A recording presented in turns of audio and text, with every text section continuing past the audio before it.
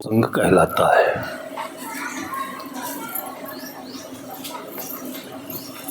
आत्मा हृदय में है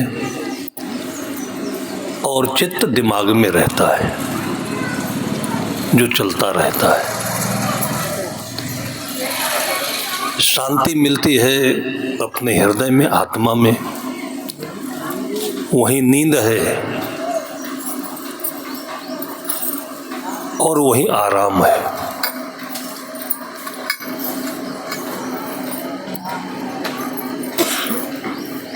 संसार में बहुत कुछ है,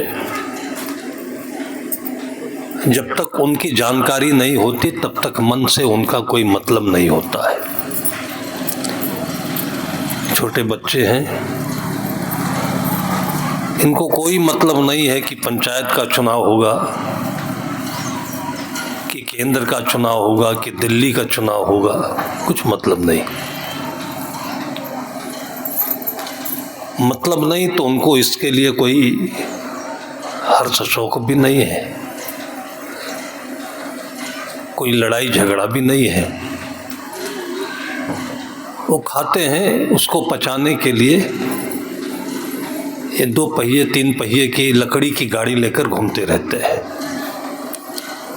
थक जाते हैं, आनंद आ जाता है और घर में आकर खाते हैं, सो जाते हैं। इतने में उनकी जिंदगी सही सलामत चलती रहती है। कोई ज्यादा उनके जीवन की बड़ी समस्या दिखती नहीं है।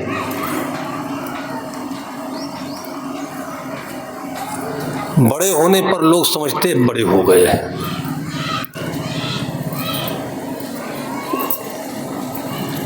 बड़े होने पर जो बड़ा होना चाहिए वो समझदारी है। समझदारी क्या है कि हर जगह अपने मन को समायोजित कर लेना, सम रखना और सम रख करके सबसे जोड़ना, ये समझदारी है। लेकिन बड़े होने पर वो तो बहुत कम आता है। बड़े होने पर जैसे बछड़े हैं, गाय है, छोटे होते हैं तो उनका सिर साफ सुथरा रहता है, सुंदर रहता है। फिर बड़े होने पर उनके सिर पर एक सींगें जमती हैं, वो उनका बोझा है। वो ऐसे कहे तो उनका शस्त्र है, उन्हीं से वो लड़ते हैं, अपनी रक्षा करते हैं। आदमी के पास में बड़े होने पर जमीन जायदाद, रुपया, पैसा, कुल कुटुंबी जितने भी जानकारियां हैं बाहर की, उसी की सींगें बढ़ती चली जाती है। गाय भैंस के 2 सींगें होती हैं, 12 सींगा होती है, उसकी बहुत सींगें होती है। कभी ध्यान दिया कि नहीं, जंगल में शेर होता है जो 12 सींगा को शिकार बनाता है। कहीं शेर को देखा 12 सींगा हिरन और भगा, तो जहां पर घने पेड़ होते हैं वहां वो तो निकल जाए लेकिन सींगें फंस जाती है, मारा जाता है। ऐसे ही आदमी जहां भी जाता है वो अपनी सींगों से फंस जाता है। बैठने को किसी ने कहा नहीं, गद्दी नहीं मिली, कुर्सी नहीं मिली, किसी ने नमस्ते नहीं किया, राम राम नहीं किया, बोला नहीं। जो जहां पर जिस लेवल पर है उसी लेवल पर उसकी सींगें बनती हैं, वही चाहिए। बच्चों को कुछ नहीं चाहिए, वो अपनी जगह ढूंढ लेते हैं। और यही जो हमारे मन की सींगें हैं, जिसको हम घमंड कहते हैं, अभिमान कहते हैं, वो आजकल मोबाइल के जमाने में बोले तो स्टेटस कहते हैं। ये स्टेटस हमें हर जगह तकलीफ देता है। एक सुप्रीम कोर्ट के जज थे, 2-4 दिन के लिए आश्रम पर आए हुए थे। ऊंचा पद होता है सुप्रीम कोर्ट और वहाँ का जज, और वो भक्त थे, तो मैंने उनसे उनकी अंतर की बातें पूछी कि एक सामान्य आदमी है तो उसका सामान्य अनुभव होता है, ये बड़े आदमी हैं। मैंने उनसे पूछा कि आपको ये सुप्रीम कोर्ट का जज होने से क्या सुख दुख है?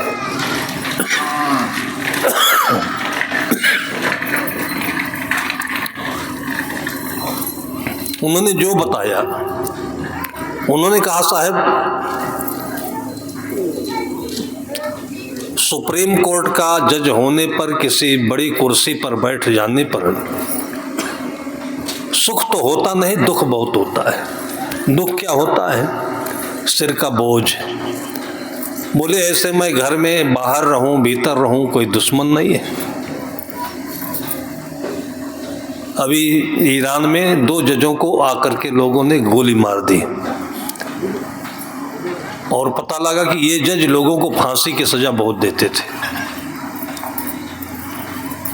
अब उनका काम है कि वो न्याय करें, तो जो जैसा करेगा उसको वही न्याय देंगे, लेकिन उसी उतनी की वजह से उनको बाहर निकलना मुश्किल है। इसलिए कोर्ट में तहसीलदार होता है, कलेक्टर होता है, फाइलों को महीनों महीनों बरसों बरसों ऐसे लटकाए रखता है, न्याय नहीं देता। वो जानता है कि हमको तो कुछ मिलना नहीं है, ये पब्लिक का झगड़ा है, पब्लिक जाने, हम इसमें किसी को जिताएंगे किसी को हराएंगे, जो जीतेगा वो खुश होगा, जो हारेगा रास्ते में कहीं न कहीं डंडा लेकर मिलेगा। तो दूसरे की दुश्मनी हम काहे मोल ले वही, लेकिन उसी का पैसा लेते हैं, उसका ख्याल नहीं होता है। हम लोग सोचते हैं कि इनको बड़ा पैसा मिलता है तो बहुत इनकी इज्जत है, बड़ा सम्मान है, बड़ा सुख है, लेकिन उसके पीछे जो मुसीबत है उनकी, वो हम लोग नहीं समझ पाते। इसलिए हम भी बड़ा बनना चाहते हैं। कहते जितना बड़ा सिर उतना बड़ा सिरदर्द। आम आदमी है, कहीं भी चला जाए उसको कोई न बोलेगा, न मारेगा, न गाली देगा, सम्मान नहीं है तो अपमान भी नहीं है। बाजार जाए सब्जी लेकर के आ जाए, मॉल में चला जाए अपना कपड़ा सामान लेकर चला आए, कोई मतलब नहीं। कुंभ मेले में अभी कितने लोग गए, स्नान करके चले आए। कुछ अपने को बड़े मानते थे, उन्होंने फोन किया कि साहब जी कोई वीआईपी हमको घाट दिलवा दीजिए। वो वीआईपी ढूंढ रहे हैं, इसलिए ढूंढ रहे हैं कि उनकी मजबूरी है, वो सबके बीच जा नहीं सकते, इज्जत का सवाल है। लेकिन अभी पोस्ट पर नहीं है, पोस्ट पर होते नेता आता है, मंत्री आता है, रक्षा मंत्री आए थे, उनकी आने के 24 घंटे पहले से सारी आर्मी के पुलिस सिपाही सब उनकी सुरक्षा में वहाँ पर गश्त करने लगे, व्यवस्था देने लगे। लेकिन ये हमेशा रहने वाली चीज तो है नहीं, हमेशा तो आम आदमी हो सकता है। इसलिए एक बार बड़ा हो जाने के बाद वो जो सींगे जम जाती हैं वो फिर बनी रहती हैं, फिर उसी को लेकर ढोते रहना पड़ता है। इसलिए बड़ों को बड़ा दर्द होता है। जज साहब ने बताया कि मैं भक्त प्राणी हूँ, आप लोगों के बीच बैठता हूँ, पाठ कर लेता हूँ, लेकिन जैसे बाहर निकलूंगा ये काला कोट पहनूंगा तो पुलिस वाले 2-4 हमको आगे पीछे घेर लेंगे, वो अकेले जाने नहीं देते हैं। उनकी जिम्मेदारी होती है, प्रोटोकॉल की जज हैं, इनके आगे पीछे चलो। हम 2 लोगों के बीच में खड़े होकर बात नहीं कर सकते हैं। जज लोगों को इतना प्रतिबंध रहता है कि इनके घर कौन आता है कौन जाता है, खुफिया रिपोर्ट इनकी जाती रहती है सरकार शासन के पास, नहीं बोल सकते। अभी एक जज ने बोल दिया हिंदुओं के लिए कुछ, अब हिंदू वो भी है, हिंदुओं के लिए बोल दिया, उनकी अपनी विचारधारा थी, लेकिन आफत आ गई उनके ऊपर, जवाब दीजिए क्यों ऐसा बोल दिया, क्यों कर दिया। और आम आदमी है, दारू पी लेता है, चौराहे पर बड़बड़ाता रहता है, कोई रिपोर्ट नहीं आता, कोई खुफिया नहीं उसके पीछे।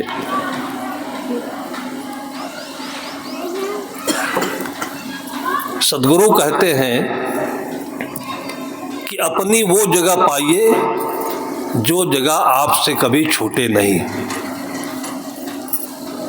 साहब कहते कि साहेब साहेब सब कहें मोहि अंदेशा एक, साहेब से परिचय नहीं बैठोगे के ठौर। साहेब साहेब सब कहें मोह अंदेशा और, साहेब से परिचय नहीं बैठोगे के ठौर। साहेब हम बन जाते हैं, साहेब को जान लेते हैं। कौन साहेब? डॉक्टर साहेब, कलेक्टर साहेब, नेता साहेब, और संतों को भी साहेब कहते हैं। संतों के साहेब होने पर तो सब झंझट खत्म हो जाना चाहिए, नहीं कभी कभी मंच पर ही झगड़ा हो जाता है। सही जगह नहीं मिली, प्रवचन करने का समय नहीं मिला, गद्दी नहीं मिली, वो साहेब नहीं है। साहेब उसे कहते हैं जहां कोई झगड़ा नहीं, और वो सबसे अच्छी जगह ये जमीन है। जबलपुर में हमारा कार्यक्रम था, किसी एक सेठ ने कराया था, जगह थोड़ी थी, तो 2-3 लकड़ी के खाट तख्त लगा दिया, उसी पर 4-6 संत बैठे। संत आए बहुत थे, उनको नीचे बैठना पड़ा। पीछे बहुत बड़ी भीड़ बैठी थी कथा सुनने के लिए। अब जनता है तो जनता सामान्य अपने को मानती है, इसलिए सुखी है, जमीन पर बैठ गई। लेकिन जो अपने को संत मानते थे, उसी में कोई महंत भी रहा होगा और कोई अपने को बड़ा मानता रहा होगा। जब वो चौकी पर बैठने को नहीं पाया तो बहुत कानाफूसी करने लगा। तो लगभग 10-20 लोग बैठे थे, तो फुसर फुसर एक दूसरे के कान में बोलते रहे कि हमको तख्त पर बैठने को नहीं मिला, हमको चौकी नहीं मिली, हमको जमीन पर बैठा दिया। पूजा बराबर मिलेगी, कपड़ा वही मिलेगा, लेकिन बैठने के लिए चौकी नहीं मिली। उसी में अच्छे संत भी बैठे थे, कोई समझदार थे। उसने जोर से चिल्लाकर बोला, भाई क्यों सब कोई झगड़ा करते हो? अरे तुम समझते नहीं हो कि चौकीदार बड़ा होता है कि जमींदार बड़ा होता है। वो लोग चौकीदार हैं जो चौकी पर बैठे हुए हैं, हम लोग जमींदार हैं।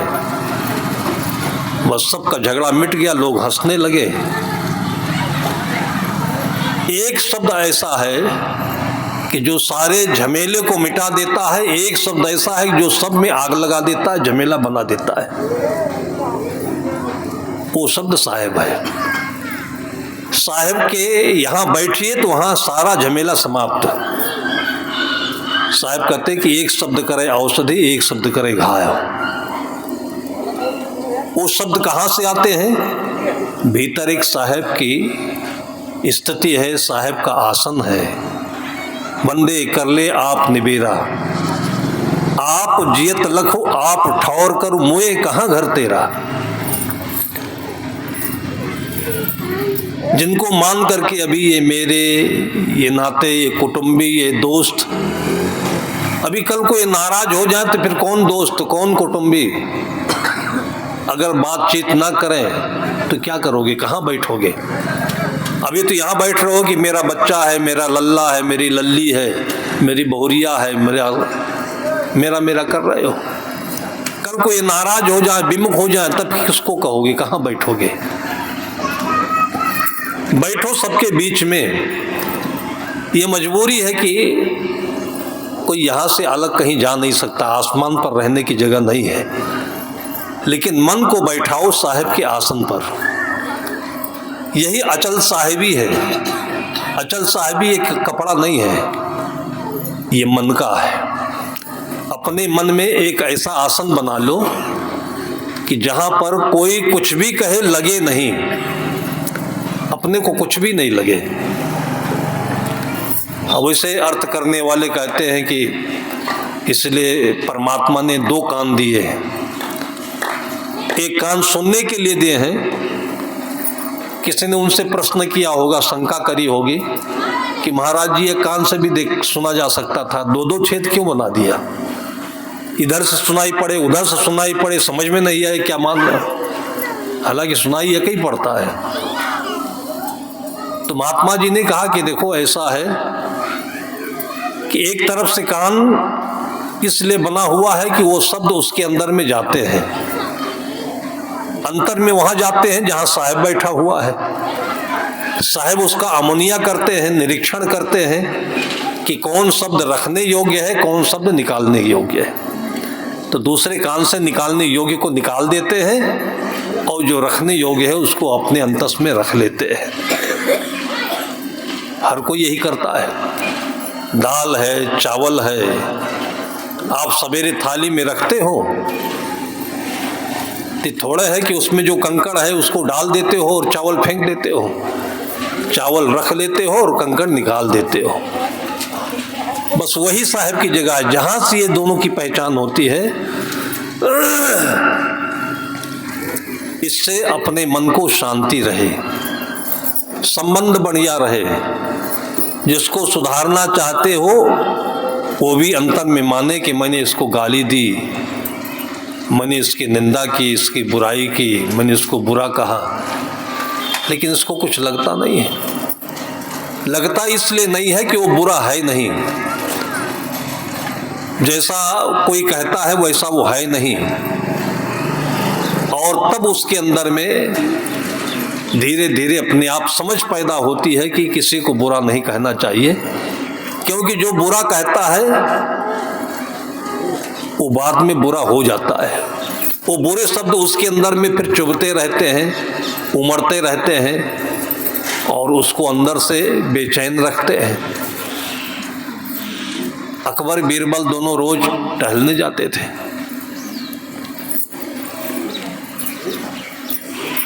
बीरबल समझदार थे, सत्संगी थे, सामान्य प्राणी थे, तो हंसमुख रहते थे। काम काज करके अपना निपटा करके टेंशन फ्री हो जाए, प्रसन्न रहे।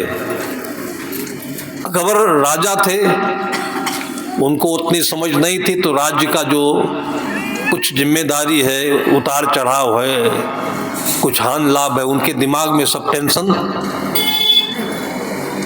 लेकिन उनको लगता था कि मेरे साथ ही रहता है, अकबर इतना खुश रहता है। तो उनके मन में आया कि एक दिन इसको हम नाखुश करके देखें, कुछ ऐसा जली कटी बोल दें कि गुस्सा में आ जाए, नाखुश हो जाए। तो इसे बातचीत करते करते अकबर ने कहा, बीरबल, अचानक बोल दिया बीरबल, तुम्हारे मुंह में टट्टी। ऐसा कोई बोलता नहीं है, लेकिन जब अचानक अकबर ने बोला तो बीरबल मन में सोचे कि ऐसा तो कभी अकबर बोलते नहीं थे। तो समझ गए तुरंत कि ये हमको कुरेंदने के लिए, हमको भीतर से उत्तेजित करने के लिए ऐसा इन्होंने कहा है। कुछ नहीं बोले, वैसे ही हंसते रहे, खुश। जब वो कुछ उत्तर नहीं दिए तो अकबर को फिर बेचैनी हुई। बेचैनी क्यों हुई कि मैंने इतनी गंदी बात बोल दी और ये कुछ जवाब नहीं दे रहा है। अब जवाब देने की कोई चीजें नहीं थी, लेकिन जब जवाब मांगने लगे फिर पूछे कि बीरबल, तुमको मैंने इतनी गंदी बात बोल दी, तुमने कुछ उत्तर नहीं दिया। तो बीरबल ने कहा कि सरकार, आपके मुंह में घी और शक्कर। अब ये सुनकर के तो और अंदर से वो बेचैन हो गए कि जो मैंने कहा उससे बिल्कुल विपरीत बात इन्होंने कह दी। तो अकबर पूछने लगे कि बीरबल, तुम्हें तो गुस्सा होना चाहिए था, हमको भी गाली देना चाहिए था, उत्तर देना चाहिए था, और तुमने तो ऐसी बात बोल दी, घी और शक्कर। तो बीरबल ने कहा, सरकार, आपके भीतर जो था वो आपके मुंह से निकल रहा है, हमारे भीतर वो चीज है ही नहीं, हमारे भीतर जो चीज है वो हमारे मुंह से निकल रही है। अकबर समझ गए। अकबर ने कहा, क्या मेरे मुंह में टट्टी, तुम्हारे मुंह में घी और शक्कर? तो बिरबल ने कहा सरकार आप ही समझिए क्या किसके मुंह में है। जिसके भीतर में जो होता है वही मुख से बोलता है। और भीतर कौन है? साहेब भी है और साहेब का दुश्मन भी है, जिसको राम और रावण कहते हैं, कौरव पांडव कहते हैं, देवता राक्षस कहते हैं। ये मन के दो वृत्तियों, दो स्वभावों का प्रतिबिंब है। बाहर इसको रूपक में एक उदाहरण देकर के बढ़िया आख्यान बना दिया गया है, महाभारत बन गया, रामायण बन गया। रावण बाहर कहीं नहीं है, रावण आपके भीतर में है। जो आपके भीतर में क्रोध है, उलझन है, बेचैनी है, गुस्सा है, तनाव है, पासे पास में दोनों आसन लगे होते हैं। इसलिए साहब कहते हैं कि उसकी पहचान करो कि जब दुनिया में कोई तुम्हारा नहीं होगा तो कहाँ बैठोगे। वो अपने अंदर की शांति का आसन है, आत्मा का आसन है, स्वरूप स्थिति है। और इसको ढूंढने के लिए संत कहते हैं ध्यान करो, ध्यान दो। ध्यान का मतलब होता है पहचान। जैसे हम टमाटर के अंदर में कीड़े पड़े हों, बैंगन में कीड़े पड़े हों, तो हमें पता चल जाता है। किससे पता चलता है? आंखों से नहीं, ध्यान से। अगर केवल आंख में देखेंगे तो निकल जाएगा, कीड़ा चला जाएगा सब्जी के अंदर में। आंखें होते हुए भी नहीं देखती हैं जब तक भीतर में ध्यान सही नहीं हो, चित्त संतुलित नहीं हो, एकाग्र नहीं हो। और चित्त में जिसके बहुत उलझन होती है तो देखते हुए भी नहीं देखता, सुनते हुए भी नहीं सुनता है, और फिर उसके अंदर भी बेचैनी होती है, बाहर भी आग लगाता है, बेचैनी करता है। इसलिए रोज अपनी जगह पर बैठना चाहिए और दिन भर वहीं रह करके पूरा काम करना चाहिए। जैसे ड्राइवर होता है, गाड़ी की सीट पर बैठता है, तो हमें आपको लगता है कुछ कर नहीं रहा है, लेकिन मन से वो सीट पर बैठा होता है। वही उसका काम है, बैठना ही उसका काम। वो बैठा रहेगा तभी गाड़ी सही चलेगी। अगर कूदने लगेगा तो गाड़ी चली जाएगी, मन से ही कूदने लगे तो गाड़ी चली जाएगी। हम लोग एक बार जामनगर में थे, तो वहाँ के जतिन भाई भक्त जी, उनकी इच्छा हुई कि यहाँ से नज़दीक द्वारका पड़ता है, संत लोगों को वहाँ भ्रमण करा दे। तो उन्होंने गाड़ी बुक की, उसी पर बैठकर हम लोग चले जा रहे थे। एक जगह ऐसे लक्षशंका के लिए होटल पर गाड़ी रोकी, तो जो गाड़ी का ड्राइवर था उसने, गाड़ी में लोग साउंड लगाए होते हैं, उसमें कोई न कोई गाना, भजन, कव्वाली निकाल देते हैं, तो कव्वाली बजा रहा था वो। और कव्वाली उसे कहते हैं जिसको हम लोग हिंदी में भजन कहते हैं, और उसी को मुसलमान लोग जो गाते हैं अपने अल्लाह के लिए, भगवान के लिए जो प्रार्थना, उसको कव्वाली कहते हैं। लेकिन उसके शब्द उर्दू के लगभग होते हैं। तो फिर हम लोग गाड़ी पर बैठे, गाड़ी सड़क पर आ गई, हाईवे रोड पर। हमारे साथी ने कहा ड्राइवर से, क्या मुसलमान हो तुम? क्यों? कहा वो कव्वाली सुन करके। और मुसलमान था नहीं, वो राजपूत था। लेकिन अब वो भी अपने को शब्दों से एडजस्ट नहीं कर पाया, और उसके अंदर बात ये मुसलमान की चुभ गई कि हमको मुसलमान कह दिया, मुसलमान कह दिया। अब बैठा गाड़ी चला रहा है, लेकिन उसको अंदर में मुसलमान चारों तरफ से चुभ रहा है। और मैं भी बगल में बैठा हूँ, देख रहा हूँ कि एक साइकिल वाला खेत से चारा चरी, वो लंबा लंबा घास होता है, और कैरियल पर बांध करके, उसका भी पता नहीं दिमाग कहाँ था। वो गाड़ी के आगे आगे जा रहा था, फिर बीच में जा रहा था, फिर किनारे भी नहीं जाए। और मैंने सोचा कि ये ड्राइवर देख रहा होगा, और जब मुझे लगा कि ये तो साइकिल के ऊपर चढ़ा देगा इसके अभी, तो जब तक मैं बोलता तो एकदम जाकर के साइकिल में ठोक ही दिया उसने। और ठोका तो, लेकिन ब्रेक लगा दिया था। पर जो उसको उछाल आई साइकिल से, उछल करके साइकिल अलग गिरी, वो जो घास वाला था वो अलग गिरा। हम तो कहे अब मुश्किल हो जाएगी, लेकिन वो तुरंत खड़ा हुआ और साइकिल लेकर के तुरंत भाग गया वो। तब मन में चैन आया कि चलो ठीक है। तो बाद में उससे मैंने पूछा कि ड्राइवर हो, सीट पर बैठे हो, आंखें खुली हुई है, ये साइकिल वाला तुम्हें दिखा नहीं? तब उसने राज बताया कि हमको केवल मुसलमान दिखाई पड़ रहा था। ये आपके साथी ने हमसे पूछ लिया क्या मुसलमान हो? अरे मैं तो हिंदू हूँ, राजपूत हूँ। अब मेरे मन में वही मुसलमान मुसलमान घूम रहा था, मुझे साइकिल वाला दिखाई नहीं। अगर अपनी आसन पर नहीं होगे, अपने कौन से आसन है? जैसे एक साधु का आसन होता है, माँ का आसन होता है, पिता का आसन होता है, बहन का आसन होता है, बेटी का आसन होता है। ये सारे एक पद हैं और सब समान पद हैं। जैसे आप कोई फूल लीजिए तो फूल में 5, 6, 7 पंखुड़ियां होती है। फूल एक ही होता है, पंखुड़ियां उसके कई होती है। तो फूल एक परिवार है, उस परिवार में जो बीचों बीच में वो साहिब है, उसके किनारे किनारे जो पंखुड़ियां हैं, एक माँ है, एक पिता है, एक भाई है, एक बहन है, और ये मिलाकर के एक सुंदर फूल बनता है। अगर अपने को याद रखो कि मैं माँ हूं तो गलत नहीं बोल सकते हो। माँ का पद ऊंचा होता है, फिर जैसे बहू कुछ तिगड़ बिगड़ करे तो उसको लगेगा कि मैं माँ हूं, मेरा सहना काम है, ये बच्ची है अभी। संत लोग जैसे समझाते हैं कि क्षमा बड़न को चाहिए, छोटन को उत्पात। तो छोटा कौन है? जिससे तजुर्बा नहीं है, अनुभव नहीं है, अभी वो छोटा है। बड़ा कौन है वास्तव में? जिसको अनुभव हो गया है, जिसने अपना पद अपना आसन ढूंढ लिया है, वो बड़ा है। एक माँ थी, एक ही बेटा था उसका, बीएससी कर रहा था। हालांकि माँ भक्त थी, कंठी पहनी, हीरा पहनी। ये सब होते हुए भी ऐसा होता है कि कभी कभी आदमी का मन झकझोर देता है। जैसे आंधी आती है, अगर आपने लालटेन में शीशा नहीं लगाया तो दीपक को आंधी बुझा देगी।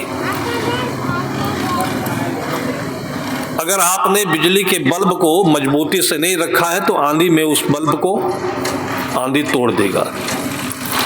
ऐसे ही आपके अंदर में जो ज्ञान का प्रकाश है, उस ज्ञान के प्रकाश में सद्गुरु ने एक शीशा लगा दिया है, जिससे उस प्रकाश को बुझा ही न पाए, कोई बुझाने न पाए, हिलाने न पाए, विक्षिप्त न करने पाए। लेकिन जब जोर से आंधी चलती है, आदमी कमजोर पड़ता है, तो ज्ञान विक्षिप्त हो जाता है। अपना ही बेटा है, अभी स्कूल से पढ़ करके आया, माँ रसोई में भोजन बना रही थी। उसने कहा माँ प्यास लगी है, पानी दे दो। अब देखिए, जो अपनी जगह पर नहीं है तो वही गलती करता है। एक गलती से सारी गलतियां उत्पन्न हो जाती है।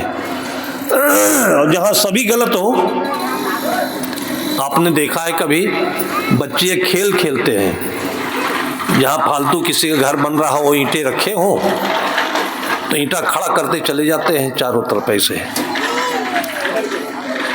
और बड़ा मजेदार खेल है। खड़ा करके और एक ईंटा में धक्का दे देते हैं, एक दूसरे को गिराता है, दूसरा तीसरे गिराता है, तीसरा चौथे गिराता है, और सारी ईंटें गिर जाते हैं। ऐसे ही आदमी का मन गिरता है, क्योंकि ईंटा अपनी मजबूती पर नहीं खड़ा है। अगर वही ईंटा दीवार में चुन दिया जाए, सीमेंट से लगा दिया जाए, तो एक ईंटा आप हथौड़ी लगाकर निकालिए, दूसरा नहीं निकलेगा। तो जो दीवार में सीमेंट से ईंटे को जोड़ दिया जाता है, वही काम संत सद्गुरु आपको हीरा माला पहना करके आपको मजबूती से जोड़ देते हैं कि आपके बगल वाला ईंटा गिर जाएगा तो आप नहीं गिरोगे। इसी को भक्ति कहते हैं, और इसी को आत्मानुशासन कहते हैं, इसी को स्वरूप स्थिति कहते हैं, इसी को ध्यान समाधि कहते हैं। अपनी जगह पर मजबूत रहना। वो जो बेटा था वो भी वैसे खाली ईंटा जैसा खड़ा, माँ थी वो भी वैसे ईंटा जैसे खड़ा। अब बेटा बीएससी कर रहा है तो कम से कम 18-19 साल का तो रहा ही होगा। माँ 55 साल की भोजन बना रही, हाथ में आटा लगा हुआ है, तो जवान बेटे को मांगकर पानी पीना चाहिए।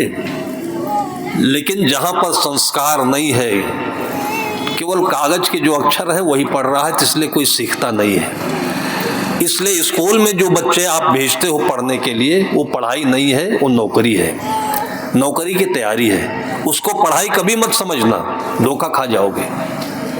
उन बच्चों को अपने साथ खेत में रखो, बाड़ी में रखो, रसोई में रखो, जहां हो वहां रखो, तो भीतर भीतर भीतर भीतर जिंदगी की एक पढ़ाई वो पूरी कर लेगा। कुछ ना हो, जिस दिन आप बीमार पड़ोगी तो पानी तो गर्म कर लेगा, वो खिचड़ी तो बनाकर आपको दे देगा। और कुछ ना हो तो जहां कहीं अकेले पड़ गया तो भूखे तो नहीं मरेगा वो। स्कूल में पढ़ाया आपने, स्कूल में कोई पीएचडी भी कर लिया हो, हम कहते डॉक्टर भी बन गया हो, और माँ के साथ रहा नहीं, पिता के साथ बैठा नहीं। गाय है और गाय के स्तन में दूध भरा हुआ है, लेकिन वो तो पीएचडी किया हुआ है, उसको तो डिग्री मिली है, वो गोबर काहे उठाएगा, वो गाय का दूध कैसे निकालेगा। गाय का दूध भरा है लेकिन वो दूध निकाल करके गर्म करके पी नहीं सकता, आपको दे नहीं सकता है। ये कैसी पढ़ाई है। आम के पेड़ लगे हुए हैं, पेड़ फले हुए हैं, पेड़ पके हुए हैं, लेकिन केवल नीचे जाकर के उसको बीन नहीं सकता है। कैसी पढ़ाई है ये। जो पानी उठा करके बच्चा पी नहीं सकता है, हालांकि इसको दुलार में अथवा ऐसे ही हम लोग मान लेते हैं, चलो चलता है, इसे यहीं से तो गड़बड़ी शुरू होती है।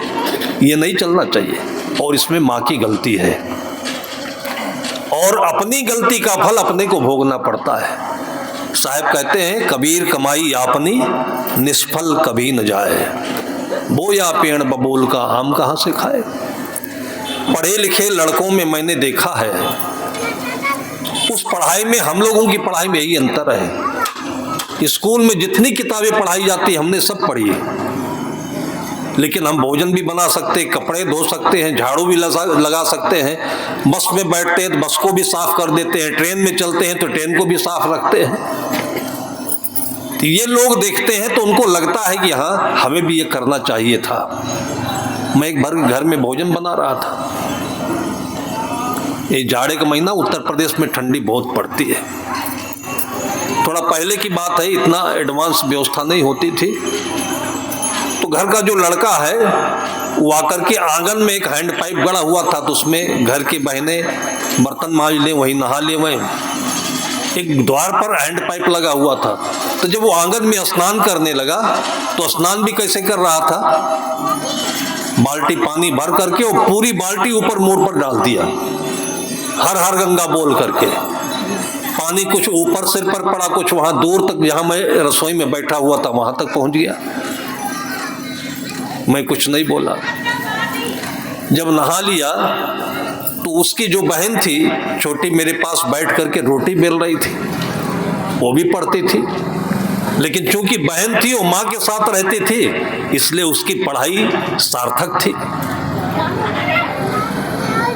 अब वो जो नहा लिया तो भीगा हुआ जो अंडरवियर पहने, उस जमाने में अंडरवियर नारा वाला बनता था, रस्सी वाला। अब फिर नया जमाना आया हुआ है, रस्सी लटकी रहती है लोगों की। अब वो कहता है कि ये रखिया, अपनी बहन का नाम लेकर, मेरा अंडरवियर लिया, जंघिया लिया। तो मैंने कहा कैसे पागल लड़का है ये। मैंने उससे कहा कि एक तो तुमको यहाँ नहाना नहीं चाहिए, बाहर हैंड पाइप है उस पर नहाते तुम, यहाँ तो बेटियां नहाती हैं, घर की महिलाएं नहाती हैं। उसने कहा साहब जी बाहर का नल बिगड़ गया है। तो मैंने कहा बाहर का नल बिगड़ गया है तो तुम मर्द आदमी हो, क्या राजीव गांधी बनाने आएंगे। उस समय राजीव गांधी प्रधानमंत्री हुआ करते थे। मैंने कहा राजीव गांधी ने तो नल लगवा दिए, अब नल बिगड़ गया तो बनाने भी वही आएंगे, तुम नहीं बना सकते थे। फिर मैंने कहा कि अब ठंडी का समय है, जड़ा रहा है, तो उसकी बहन से मैंने कहा उठ करके जा और जहाँ इसकी चड्ढी है ढूंढ करके ले आ। बाथरूम में चला जाए जो आदमी पानी लेकर न जाए तो क्या बहन उसका पानी देने जाएगी? वहाँ अंडरवियर ढूंढ रहा है वो। और जब उसकी बहन अंडरवियर लेकर के आई तो मैंने अंडरवियर को जब देखा तो उसका जो नारा होता है ना, पता नहीं कब का टूट गया था वो रस्सी। वो नारा उसी कपड़े को सिल करके बढ़िया बनाया जाता है या सूत का बनाया जाता है। वो सूत भी नहीं ढूंढ पाया, सिलाई भी नहीं कर पाया, और जो चारपाइयों में रस्सी बांधी जाती है ना, वो रस्सी निकाल करके उसी में डाल दिया था। वो भी रस्सी जब कम पड़ गई थी, पूरी नहीं पड़ी, तो पहले माताएं सिर में फीता बांधती थी, लाल पीला नीला। वो फीता कहीं पा गया होगा, उसको जोड़ लिया उसमें। मैंने कहा बाचाल, तुझको जब इस अंडरवियर का नारा और फीता नहीं बांधने आया, क्या करते हो? तो उसने कहा पढ़ाई करता हूँ। मैंने कहा क्या पढ़ाई करते हो? तो उसने कहा मैं बीकॉम कर रहा हूँ। बीकॉम मतलब 13वीं 14वीं और एक सब्जेक्ट कॉमर्स होता है, उससे वो बीकॉम कर रहा था। मैंने कहा बीकॉम कर रहे हो तो बीकॉम का मतलब क्या होता है? उसने कहा बिना काम का होता है। तो मैंने कहा अर्थ तो तुमने बिल्कुल सही बताया। आज तुम अगर पढ़ नहीं रहे होते तो बिना काम के नहीं होते। छोटे से बच्चे को नारा बांधना आता है, गोबर उठाना आता है, गाय चराना आता है, आम से पेड़ तोड़ना आता है, और तुम 14 साल तक स्कूल में रहे और तुमको अपने कमर का जंगिया का नारा बनाना नहीं आया है। ये सब हमारे समाज की गलतियां हैं। साधु यही सब अपने साथी को ट्रेंड करते हैं। अभी कुंभ में देखिए, कोई IIT करके आया हुआ है, कोई डॉक्टरेट करके आया हुआ है, कोई लाखों का पैकेज छोड़ करके आया है, लेकिन सब अपने हाथ से अपना दूध गरवाएंगे, पानी पिएंगे, कपड़ा धोएंगे, सेवा करेंगे, आपको भी खिलाएंगे। ये तो एक कॉमन है। ये होने के बाद और क्या कर सकते हो? उस बुद्धि का नाम डॉक्टर है, इंजीनियर है, नेता है, लेकिन जो कॉमन है वो तो करना चाहिए। माँ की सेवा, बहन की सेवा, लोगों की सेवा, जरूरत पड़ जाए सबकी सेवा, ये सच्ची पढ़ाई होती थी। साहब कहते हैं कि साहब से परिचय नहीं, बैठोगे के ठौर। जो अपनी आत्मा में रहता है वो पढ़ता नहीं लेकिन पढ़ लेता है, आंखों से देखता है कि कैसे। बहुत पहले मैं छोटा था, तब 8वीं में 7वीं में पढ़ता रहा, तो अध्यापक ने कहा 15 अगस्त का दिन है, जाओ जलेबी लाओ, बटेगी आज। मैं साइकिल से चला गया हलवाई की दुकान पर जलेबी लेने। तो जलेबी थी तो, लेकिन बासी थी। मुझे बच्चा जान करके उसको प्रेम लगा। उसने कहा बच्चे रुको, अभी ताज़ा जलेबी मैं देता हूँ बनाकर। मेरे सामने ही वो आटा बनाया। आटे में खमीर होता है जो आटे को फुलाता है। आप लोग बेकिंग पाउडर डालते हैं, सोडा डालते हैं, वो लोग 2-4 दिन पहले से आटा को फुलाए रखते हैं तो फूल जाता है, तो जलेबी अच्छी फूलती है। उसमें आटा मिलाया, फेंटा, तेल गरमाया, उसके बाद चाशनी रखी। मतलब फटाफट, मुझे बताने में समय लगेगा। पहली बार एक बार मैंने जलेबी बनाते देखा है, उससे पूछा नहीं कुछ, वो हमारी आंखों में बस गया। आज भी मैं जलेबी बना सकता हूँ, हलवाई नहीं बना पाएगा। ज्ञान वो चीज है, आपके अपने साहब के पास रहेंगे तो आपकी आंखें चारों तरफ का जो आपका ज्ञान है अपना वो ले लेगी। और जो बुद्धि वाला ज्ञान है वो अपना ज्ञान नहीं लेता है। कोई बीड़ी पी रहा हो तो ले लेगा, कोई दारू पी रहा तो ले लेगा। क्या इस दुनिया में, इस समाज में केवल बीड़िए और दारुए है और कुछ नहीं है? कोई दूध नहीं पी रहा था क्या? दूध लेते। कोई ड्राई फ्रूट, काजू, पिस्ता, बादाम नहीं खाता था क्या? उसको खा लेते। लेकिन वही दो आंखें हैं, वही खोपड़ी है, लेकिन एक उसको लेता है, किसको लेता है? इसमें अंतर कहां से आया? भीतर साहब की जगह से आया। साहब की आंखें, साहब ने आपको वो आंखें दी हैं कि आपको चुन चुन कर जो चाहिए, जिससे कि आपका ये शरीर हीरा हो जाए, मोती हो जाए, पन्ना हो जाए, पोखराज हो जाए, और आपके इस बाजार में कीमत अधिक से अधिक लगे। इसलिए साहब ने कहा कि मानुष तेरा गुण बड़ा मांस नावे काज। ये पैंट बड़ा नहीं, चश्मा बड़ा नहीं, सोने की अंगूठी बड़ी नहीं, कहीं भी कैसा आदमी चला जाए, लेकिन गुणवान होगा तो उसकी हर जगह इज्जत होगी। हम लोग पैंट नहीं पहनते हैं, जीन्स नहीं पहनते हैं, तो फजीयत झेलनी पड़ती है। स्टेशन पर जब जाते हैं 2-4 झोला होता है, अपने डिब्बे में जाते हैं, रिजर्वेशन है, कभी कभी फर्स्ट क्लास में भी चलते हैं, एसी में भी चलते हैं। गाड़ी खड़ी हुई और सामान लेकर हमें एसी में जाने लगे। जो टीटी था उसने मना कर दिया, कहा महाराज जी पीछे वाले में चले जाइए, जनरल डिब्बे में। मैंने कहा क्यों? तो कहा टिकट तो लिए नहीं होंगी आप। मैंने उससे कहा कि ये मेरा कपड़ा देखकर बोल रहे हो टिकट नहीं लिया है? ये कपड़ा पहचान है कि ये साधु कुछ नहीं जानता है। इसीलिए हम लोगों ने इस कपड़े को पहना है कि जो पहन करके लोग सींग बड़ी बड़ी बना लेते हैं, घमंड करते हैं, वो उतार दो। और इसलिए पहले जमाने में बच्चों को गुरुकुल में भर्ती किया जाता था। आप रामायण का सीरियल देखे होंगे, जब दशरथ राम को लेकर भाइयों बेटों को लेकर गए हैं वशिष्ठ गुरुकुल में, तो सबसे पहले उनके रेशमी वस्त्र उतार दिया। उसके बाद जो घुंघराले बाल थे उसका मुंडन करा दिया।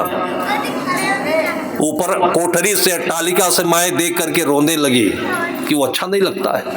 तब दशरथ ने डांट लगाई कि जब आज इनके सिर में जो घमंड तुम रखे हो इसको उतारेंगे तब इनके सिर में दूसरी चीज आएगी। पहले उतारे तो ये घुंघराले बाल, ये रेशमी वस्त्र, ये घमंड का प्रतीक होता है। ये उतारेंगे तो वहां जाकर सबके साथ रहेंगे, गाय चराएंगे, कंडा पातेंगे, छेना लकड़ी सब व्यवस्था करेंगे, तब इनको ब्रह्म ज्ञान होगा। पहले ऐसी पढ़ाई होती थी, चाहे राजा हो चाहे प्रजा हो, वो पढ़ाई सार्थक होती थी। वो लड़का बीएससी कर रहा था, अपनी माँ से पानी मांग लिया, गलती वहीं से हो गई, एक ईंटा गिरा। अम्मा ने प्यार से दिया पानी, तो उसको लगा होगा कि हाथ में आटा लगा है, इसको कहाँ धोने जाए, और पानी में आटा गिर गया और दे दिया ऐसे ही। उसने देख लिया, उसके बाद इतना गुस्सा आया उसके अंदर में कि इस आटा को भी उसने कहा कि ये गंदा पानी नहीं पीता मैं, और उठा करके गिलास फेंक दिया। अब दूसरी गलती हो गई, दूसरा ईंटा गिर गया। अगर वो बेटा ये सोचा होता कि मेरी माँ है, आपको प्रसंग याद है कि राजस्थान मेवाड़ की जो रानी थी वो केवल भक्ति करती थी, ज्ञान की चर्चा करती थी, संतों को बुलाती थी, तो घर वालों ऐसे के सोचते थे कि हमारी तो फजीयत हो रही है, हमारी इज्जत जा रही है, हम राजे महाराजे घर में साधु क्यों आ रहे हैं। कभी कभी ऐसे होता है कि जब आदमी को सन्निपात पकड़ता है तो आदमी कुछ और बोलने लगता है, बुखार आता है तो उसको मीठा कड़वा लगने लगता है। उसके घर वालों ने मीरा को खत्म करने के लिए शाम को जाकर के दूध में जो रोज पीती थी उसमें जहर मिलाकर दे दिया, लेकिन मीरा ने उसको भी श्रद्धा के साथ पी लिया। वो पी लिया तो क्या हुआ कि सवेरे मरने के बजाय वो तो और गीत गा गा करके घुंघरू बजा रही थी। अगर वो कहानी बेटे को याद होती कि मीरा जहर का प्याला लेकर के भी पी गई तो मरी नहीं, और मेरी माँ ने जो दिया हुआ है तो अमृत है, माँ के हाथों से जो मिलता है वो अमृत है।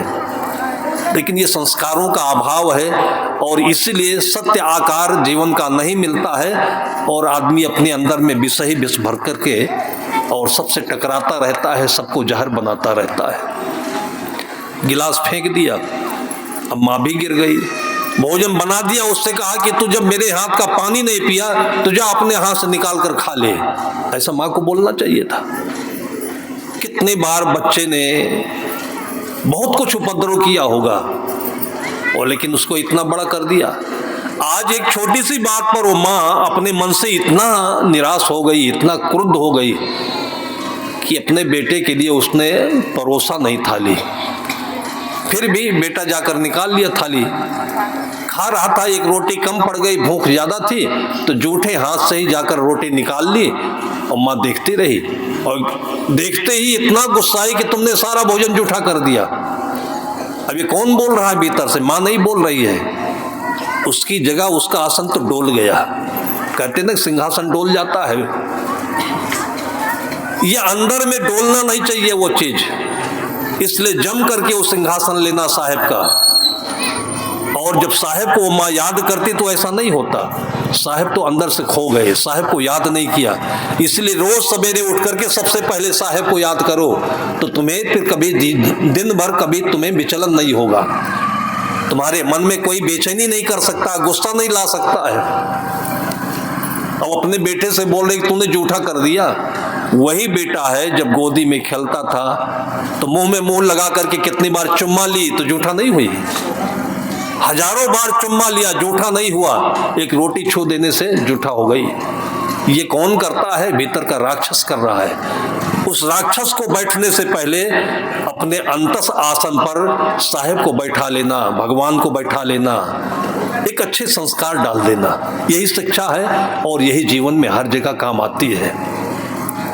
बिगड़ता गया, एक ईंट से दूसरा, दूसरा से तीसरा ईंटें गिरता गया।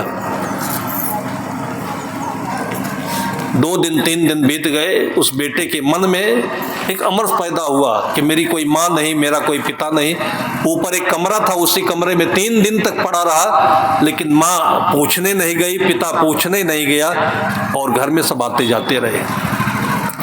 3 दिन तक ऐसे भूखा प्यासा वो पड़ा रहा। फिर उसे लगा कि हमारा इस संसार में रहना बेकार है, जब कोई अपना नहीं तो बेकार है। मिट्टी का तेल रखा हुआ था, सिर में डाल दिया, दिया सलाई कोर दी।